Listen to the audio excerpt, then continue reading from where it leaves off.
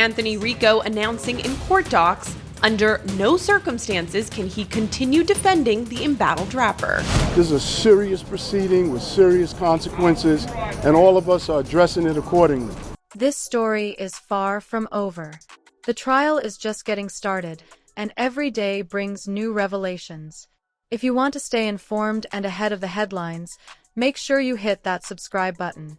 We're covering the courtroom, the fallout, and what this means for the future of hip-hop. Don't miss a beat. Subscribe now. So, Diddy just got hit with the kind of courtroom twist that even Hollywood couldn't script. His top defense attorney, Anthony Rico, has abruptly quit the case. And not just quietly stepped back.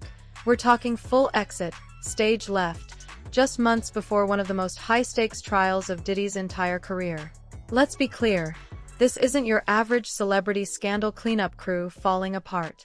This is the guy Diddy hired to save his legacy. Gone. Just like that. And everyone is asking the same thing. What exactly did he hear that made him run? Because sources say this walkout came immediately after new audio evidence was presented in court. Audio that allegedly captures Diddy in a very different light. Not the polished mogul, not the Ciroc-sipping icon, but a man whose past may be darker than even his most vocal critics realized. And if this is what's hitting the courtroom now, you have to wonder what's still waiting in the wings. Home. There were sex items inside this home found in the primary bedroom closet. There were then we got a close-up of the red high heels and the sex toys, and then these high heels were actually displayed in front of the jury. Let's rewind. Anthony Rico isn't just some local defense attorney from a Yelp ad. He's a major name in criminal defense. Rico has repped rappers, political figures, and major public personalities in cases where image management and legal precision are everything. For him to back out, on a case this high profile, with cameras rolling and reputations on the line, something went very, very wrong. According to insiders familiar with the courtroom drama, Rico's resignation came right after a sealed audio recording was played in a pre-trial evidentiary session. The contents? Still under wraps, officially. But word is, what was on that tape wasn't just damaging, it was career-ending. One legal analyst described it like this: if you're defending someone and you suddenly hear something you didn't prepare for, something indefensible, you either lie through it, or you walk away. Rico chose the door. Now, there's a lot of speculation about what's actually on the tape. Some say it's a private conversation involving coercion or threats. Others claim it's a recording of a party, the kind Diddy's been accused of hosting, that includes audio suggestive of trafficking behavior. Whatever it is, it was reportedly bad enough that Rico immediately raised irreconcilable differences with the defense team. Translation: he's not going down with this ship. And that's what's really setting off alarm bells. Because Rico quitting doesn't just hurt Diddy's defense. It signals that something damning is coming. If your attorney thinks continuing would do more harm than good to himself, you're in serious trouble. Add that to the list of things Diddy doesn't need right now. And look, this isn't happening in a vacuum. Diddy is facing multiple lawsuits, including serious federal charges around sex trafficking, racketeering, assault, and blackmail. The allegations span decades, and they're coming from people who say they were silenced, bought off, or outright threatened. Now, that silence is cracking. And speaking of speaking up, Meek has officially entered the chat. The Oscar-winning actress and comedian is one of the few in the entertainment industry actually saying the quiet part out loud. In a recent interview, Meek didn't mince words. When you protect predators because of power or popularity, you become part of the problem. This isn't new. It's just finally being heard. That statement, not just aimed at Diddy. It's aimed at everyone who stayed quiet, helped cover up, or looked the other way in the name of access, clout, or a paycheck. Because Meek's not just talking about Diddy, she's talking about a culture. And here's where it gets bigger. Diddy's case might be the epicenter, but the tremors are being felt all across the industry. There's a growing sense that if his house of cards starts to fall, it could trigger a chain reaction, the kind that reveals who's been protecting whom, who's been funding what, and how far this web of power and silence really stretches. Rico quitting might seem like a small legal hiccup, but behind the scenes, it's a red flag waving furiously in the wind. Because defense lawyers don't just dip out for nothing. Especially not when they're this close to a career-defining case. Rico likely saw the future, and didn't want his name anywhere near the headlines when it hits. And let's be honest, the optics here are horrendous for Diddy. If you're trying to prove your innocence and your lawyer walks out before trial, the public isn't thinking, oh, they must have had scheduling conflicts. They're thinking, what are you hiding? Meanwhile, the industry response? Predictably muted. PR teams are in overdrive. Collaborators are scrubbing old tweets and quietly backing away. No one wants to be the last celebrity still defending Diddy when the verdict hits. And with Meek calling people out for enabling abuse, there's now public pressure on artists who once stood shoulder to shoulder with him. It's getting uncomfortable out there. And let's not forget, Diddy built his brand on power. Bad Boy Records. Can't stop, won't stop. The mogul image. But all of that only works when the illusion holds. When you're in control of the narrative. When the scandals stay rumors. But now there's court testimony, audio evidence, and your lawyer doesn't even want to sit next to you. That illusion shattered. So what happens next? Diddy's legal team is scrambling to bring in new counsel, someone bold or desperate enough to take on the case this late in the game. But no high-profile lawyer wants to walk into a trial where audio evidence might reveal the worst moments of their client's past. It's like stepping into a burning building and being handed a garden hose. There's also talk that the prosecution may subpoena additional celebrities and witnesses who attended Diddy's infamous parties. If that happens, this trial could turn into a spectacle the likes of which we haven't seen since Weinstein. And unlike past scandals, this one is unfolding in real time, with social media dissecting every move, every statement, and every new drop of evidence. The pressure is mounting, and the world is watching. So where does it all go from here? That depends. If the audio evidence is as damning as insiders claim, Diddy may be staring down not just public disgrace, but serious prison time. If new witnesses come forward, or worse, if more tapes emerge, this could be the moment the house of cards comes crashing down. And maybe, just maybe, it won't stop at Diddy. Because this isn't just about one man, it's about a pattern, a system, a long-standing culture of silence, power, and protection that's been running unchecked for years. But not anymore. The exit of Anthony Rico wasn't just a legal shakeup, it was the first visible crack in the armor of a man who, for decades, seemed untouchable. But behind the scenes, that armor isn't just cracking, it's disintegrating. As the case builds, sources close to Diddy's inner circle say the vibe has shifted from defiance to desperation. Once known for throwing the most opulent camera-ready parties in hip-hop, Diddy is now reportedly spending more time behind closed doors, calling in favors, lawyering up harder, and demanding loyalty from associates who, let's be real, are watching their own backs first. Because loyalty in the entertainment industry? It's a currency with an expiration date. Publicists are jumping ship. Managers are pulling clients out of meetings. Brand sponsors are going quiet. Revolt TV, the media company Diddy co-founded and often used to shape his image, has gone suspiciously still on anything even remotely related to the case. Even close collaborators, artists who built their careers with him, are declining interviews, refusing to comment, or offering the classic no comment at this time. And that silence, that's not just PR. That's fear. Because here's the ugly truth. Everyone is wondering who's going to flip first. There's a term making the rounds on industry gossip boards, the bad boy blackout. It refers to the quiet unraveling of long-held allegiances inside Diddy's empire. People who once protected him are now hiring separate counsel. Backup dancers, security teams, assistants, people you'd never think would be connected to anything high stakes, are suddenly lawyering up. Why? Because the feds are asking questions.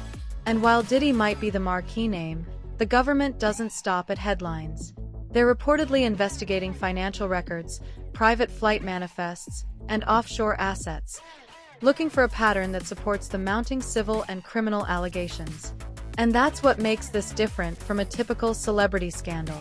This isn't about leaked text messages or messy breakups. This is organized. This is serious. And this is about power.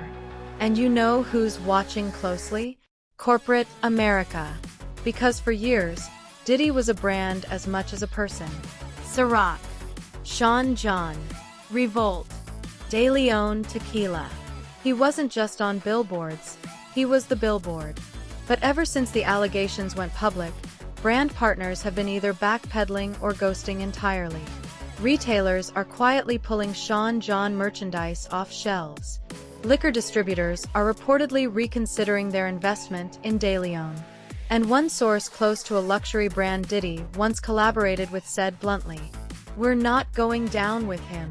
Not this time." It's a classic celebrity collapse playbook, but at a scale few are prepared for.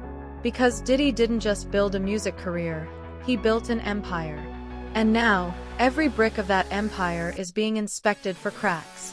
Even past settlements, the ones Diddy allegedly paid out to make problems disappear, are being re-examined under a new legal light. That's the thing about federal investigations. Once they're in, everything is fair game. And once one person flips, you can bet others will follow. Meanwhile, behind closed doors, there's something else happening. Something subtler, but maybe even more dangerous to Diddy's defense. Other artists are quietly re-evaluating their own stories. Not just about Diddy. About the entire system they've worked in for years. And now that someone like Meek has spoken up, and Rico has walked out, they're realizing they might have more leverage than they thought. There's talk that a few former Bad Boy signees, names you'd absolutely recognize, are in discussions with legal counsel to come forward. Not necessarily to pile on criminal charges, but to offer context. Culture. A look behind the curtain. Because let's be real, Diddy's reputation behind the scenes has always been complicated. The stories about controlling contracts, blackballing former artists, and manipulating media narratives, they've floated around for years. But now, those stories have teeth. And people are listening. Because this trial isn't happening in a vacuum. It's happening in a post-Weinstein, post-Russell Simmons, post-Epstein era, where public perception is finally shifting from "he's powerful" to "maybe that's the problem." And here's where it gets wild. Some people inside the industry want this reckoning. People who've worked in entertainment for decades are saying off-record that it's about time the veil was lifted. One entertainment lawyer described the music industry as 10 years behind Hollywood when it comes to accountability. Maybe this is the moment the clock catches up. And now let's talk about the emotional fallout, because while the legal battle is explosive, the cultural betrayal might be even bigger. To an entire generation of hip-hop fans, Diddy wasn't just an exec. He was a blueprint. The guy who started with street-level hustle and built a multi-million-dollar brand. He was flashy, magnetic, always 10 steps ahead. A mogul's mogul. But now, that image is burning in real time. People are going back through old interviews, old lyrics, old media clips, and seeing the red flags they once ignored. The uncomfortable moments. The arrogant outbursts. The over-the-top control. Even his infamous reality shows, making the band, I Want to Work for Diddy, are being watched through a new lens. What once looked like tough love now looks like psychological warfare. Rewatching those moments, it hits different. The screaming, the manipulation, the humiliation. It's all there, just buried under catchy editing and reality show theatrics. And if you've ever been a fan, you have to reckon with that. You have to ask, how much of this did we excuse because he was rich, charming, and successful? That's the heartbreak. And that's why this scandal is cutting so deep. Because when the person who told you to dream big turns out to be the nightmare, it changes you. And then, there's the social media war zone. Instagram, TikTok, Twitter, every platform has become a minefield of speculation, fan theories, and deep dives. Some are pulling up footage of Diddy throwing chairs in studios, while others are resurfacing videos of celebrities looking uncomfortable in his presence. Even interview clips with Usher, Kevin Hart, and Justin Bieber are being dissected frame by frame for signs of tension or trauma. And whether or not that's fair, it shows one thing: people are looking for a pattern. They want to understand how this could have gone unchecked for so long. The question isn't just what did Diddy do? It's who helped him get away with it?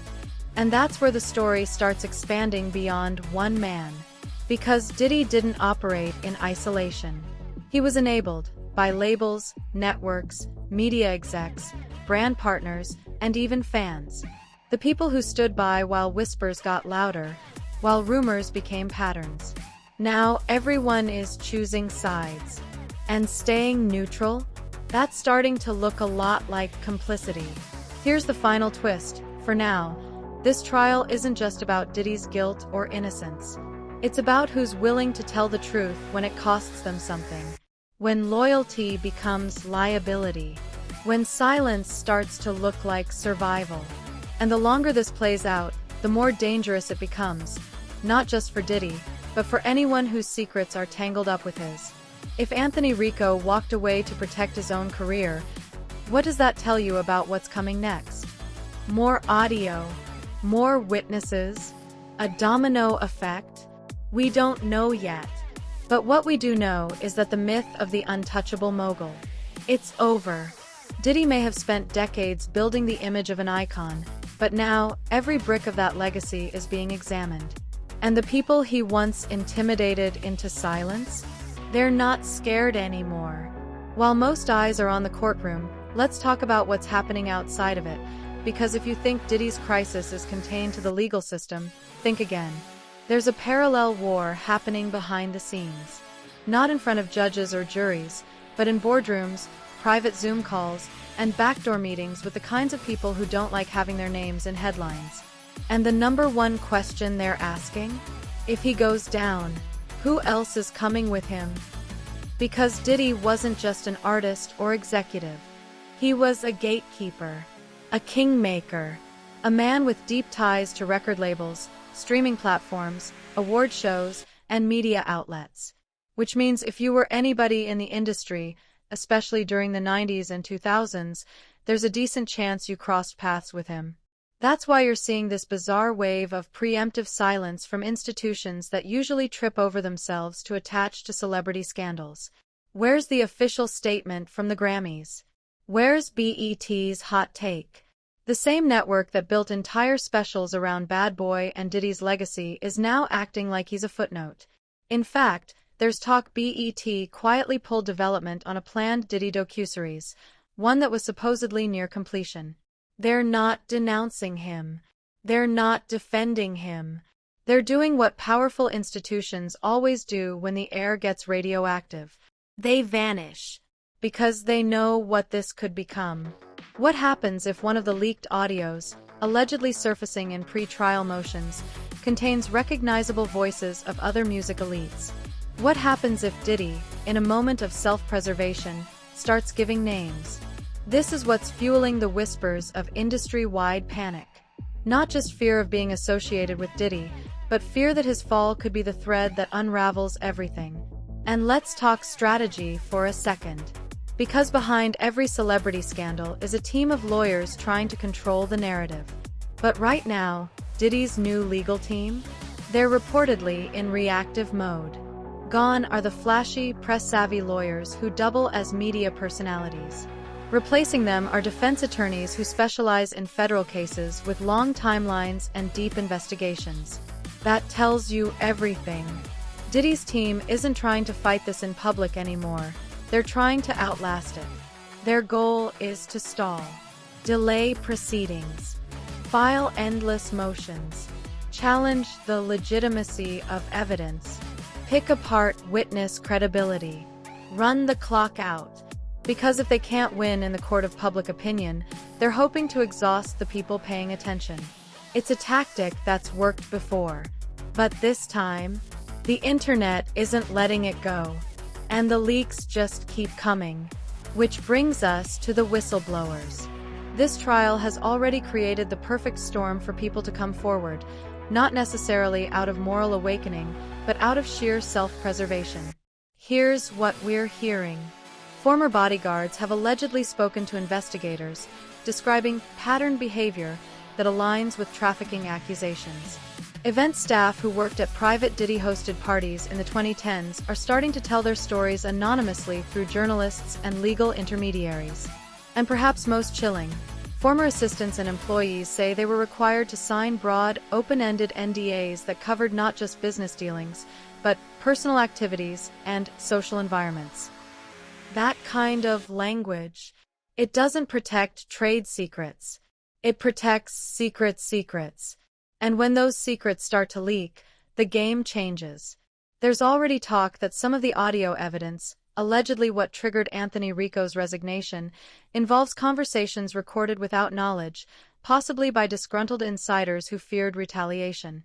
This is key because it shows that the people closest to Diddy no longer see him as powerful, they see him as vulnerable. And when someone like that starts to look beatable, people talk. But here's what's really wild. For years, Diddy was one of the most respected brand architects in entertainment. Not just selling music, but selling a lifestyle. Ciroc wasn't just vodka, it was status. Revolt wasn't just a network, it was black excellence. Sean John wasn't just a clothing line, it was the definition of hip-hop luxury in the 2000s. Now, that branding is working against him, because every part of his empire was built around image, and that image is imploding in real time. Even former employees at Revolt Media have started speaking out. One anonymous staffer described the work culture as emotionally volatile and said internal HR complaints were often handled privately with NDA payouts. This wasn't just about one man's behavior, it's about how many people looked the other way to protect the illusion. And now that illusion is cracking. Let's zoom out even more. The music industry has always operated on power hierarchies. There are a handful of people who control access to studios, to labels, to media coverage, to tours. Diddy was one of them. Which means this case is more than just scandal. It's a threat to the invisible infrastructure. Already, record labels are tightening protocols. NDAs are getting rewritten. HR departments that barely functioned in entertainment are suddenly holding sensitivity training. It's not because they care, it's because they're afraid they'll be next. This is how cultural reckonings spread. First it's one person, then it's a system, then it's a standard.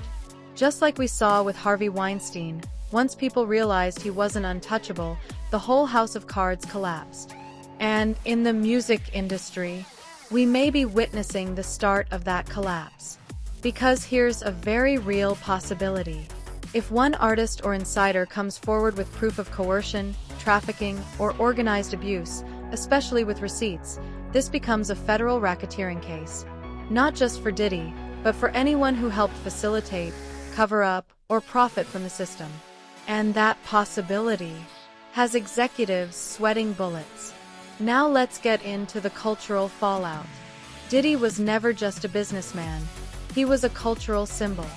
He represented success against all odds. He was the started from the bottom story every aspiring artist wanted to emulate. But now, fans are grappling with a different story. What happens when your icon becomes the villain?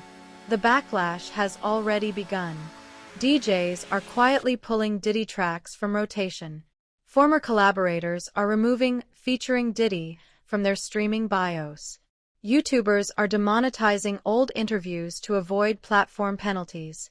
And fans? They're torn. Some still want to believe it's all a smear campaign. Others are feeling betrayed. And a growing segment, especially younger listeners, are done. They don't want to separate the art from the artist. They want accountability. This shift in consumer culture is the final piece of the puzzle, and maybe the most important, because once audiences turn, the industry turns with them. So, let's ask the uncomfortable question. What's next? The rumor mill says prosecutors are preparing additional charges. That the audio tapes were just the beginning. That there are digital records, texts, emails, even financial trails that could tie Diddy to a larger network of misconduct. And if even half of those allegations hold up, we're looking at a collapse on the level of Bill Cosby, R. Kelly, and Weinstein combined. Diddy isn't just fighting for his freedom anymore. He's fighting to keep his entire identity from being rewritten. And based on how fast things are unraveling, he might already be losing. As Diddy's legal and public image implodes, one part of his empire hasn't gotten nearly enough attention: his influence in tech and media ownership. In recent years, Diddy positioned himself as a visionary beyond music, someone who wanted to reshape black media from the inside out. Through his work with Revolt, his attempts to build digital platforms for hip-hop commentary, and his public criticisms of traditional media gatekeepers, Diddy framed himself as a kind of rebel mogul, fighting for ownership, representation, and equity. But now, those ambitions are being reinterpreted through an entirely different lens. Because critics are asking, was that passion for control always about empowering others? Or was it also about protecting himself? Think about it. By owning platforms, Diddy wasn't just elevating culture. He was also insulating himself. If you control the narrative, you control the fallout. And in hindsight, Revolt might have functioned less as a beacon of independence and more as a PR shield, a place where tough questions didn't get asked and certain voices didn't get airtime. There's already concern that Diddy's media holdings could have helped bury accusations, silence critics, or redirect attention away from credible claims. Editorial autonomy, once touted as a virtue, is now under fire as a mechanism of suppression. And this brings us to another angle that hasn't been fully unpacked yet: Diddy's political connections. Over the past 2 decades, he's made high-profile appearances with presidential candidates, spearheaded voter initiatives like Vote or Die, and rubbed shoulders with figures across the political spectrum. His access was elite. He wasn't just a cultural ambassador, he was a power player. But now, those photos with politicians, those joint panels and celebrity endorsements, they're turning into liabilities. No one wants to be the politician who once praised a man now accused of trafficking and racketeering. A congressional aide reportedly told a political reporter, "There are people scrubbing old tweets and campaign event photos as we speak." This trial could get ugly, and no one wants to get hit with guilt by proximity. That alone says everything. Because while Diddy may have believed his wealth and connections could buffer him from serious consequences, it's becoming clear that influence only protects you until it threatens someone else's reputation. And that leads to something fascinating that's quietly emerging: a public psychological profile. Because with each new leak, allegation, and walkout, especially Rico's dramatic departure, people are beginning to question who the real Diddy is. Beyond the suits and sunglasses. Beyond the flashy branding and chart-topping records. Some former collaborators have started describing him with phrases like master manipulator, image-obsessed, and paranoid. There's talk of a man who needed control in every room he entered, and would lash out when he felt that control slipping. Journalists who've interviewed him over the years are now revisiting old footage. Moments that once seemed like bravado now seem chilling. Interruptions. Intimidation. Glimpses of volatility behind the charm. And fans? They're processing this in real time. There's a kind of cultural whiplash happening. People are realizing they never really knew the man behind the mogul mask. And worse, they may have cheered for someone who built his empire on silence, fear, and unchecked power. That kind of betrayal hits hard. And it's igniting something even deeper. Because this is no longer just about Diddy. It's becoming a referendum on the entire system that allowed him to rise unchecked. A system where NDAs replace accountability, where publicists control narratives more than journalists, and where the myth of the mogul protects real harm from ever being exposed. Artists, journalists, and even former label execs are starting to call for major reform.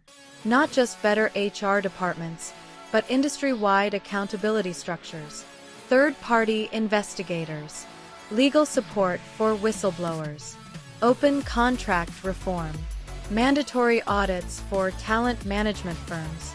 These aren't just hashtags or hot takes. They're signs that something foundational is shifting. People are done treating power like proof of innocence. They're done accepting silence as strength.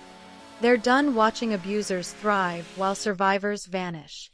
And if Diddy is the first domino, the music industry might finally be facing the reckoning it's long evaded.